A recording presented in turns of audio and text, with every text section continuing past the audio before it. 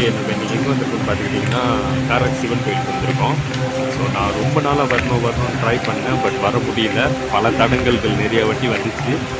ஒரு 1 இயராக வரணும்னு ட்ரை பண்ணுறேன். எவ்ரி டைம் இந்த பாதை நான் க்ராஸ் பண்ணும்போது என்னால் வர முடியாது. ஸோ இன்றைக்கி ரெடி ஆயிடுச்சு, வந்தாச்சு. வாங்க சிவனை போய் பார்ப்போம்.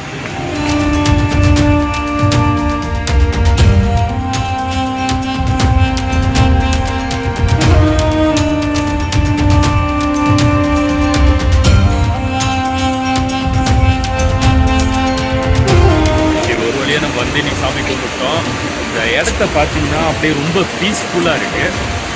பக்கத்துலேயே வாட்டர் ஃபாலு.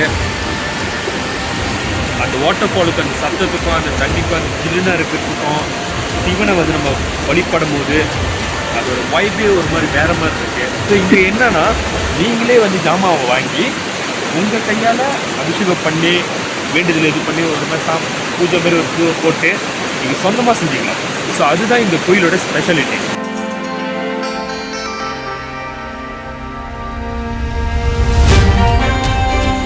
இதுதான் நான் சொல்கிறேன். பார்த்தீங்கன்னா இங்கே சிவலிங்கம் இருக்கும், இங்கே அந்த சிவன் சிலை இருக்கும். ஸோ நல்லா அழகாக இருக்குது. கண்டிப்பாக இந்த இடத்துக்கு வாங்க.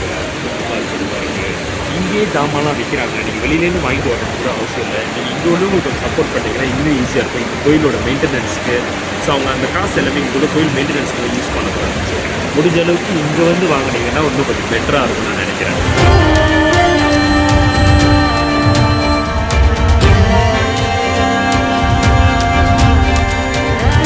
கொஞ்சம் மேலே நம்ம போனோம்னா அந்த இடத்துல பார்த்தீங்கன்னா வந்து சிவலிங்கம் பெரிய சிலையாக இருந்துச்சு. பட் கொஞ்சம் கீழே அப்படியே வந்தீங்கன்னா அதே வாட்டர் ஃபால் பக்கத்தில் பார்த்தீங்கன்னா சிவன் சிலை பெருசாக இருக்குது.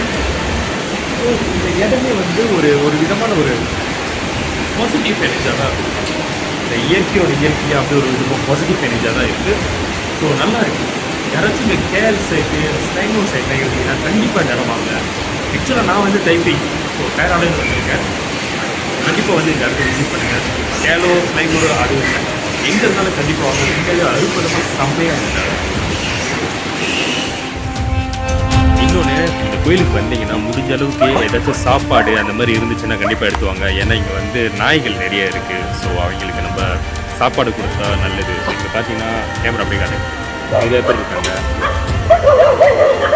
ஸோ முடிஞ்ச அளவுக்கு இங்கே வந்தீங்கன்னா சாப்பாடு எடுத்துகிட்டு வந்து இவங்களுக்கும் கொஞ்சம் கொடுங்க. நம்ம நடந்து போகிறப்ப நம்மளை அப்படியே பரிதாபம் பார்க்குறாங்க. ஸோ முடிஞ்ச அளவுக்கு கொடுத்தீங்கன்னா நல்ல விஷயம். ஸோ அடுத்த வீடியோவில் இதே மாதிரி உங்களுக்கு நிறைய கோயிலை நான் காட்ட போகிறேன். Until that, I am your Karthik Nivas.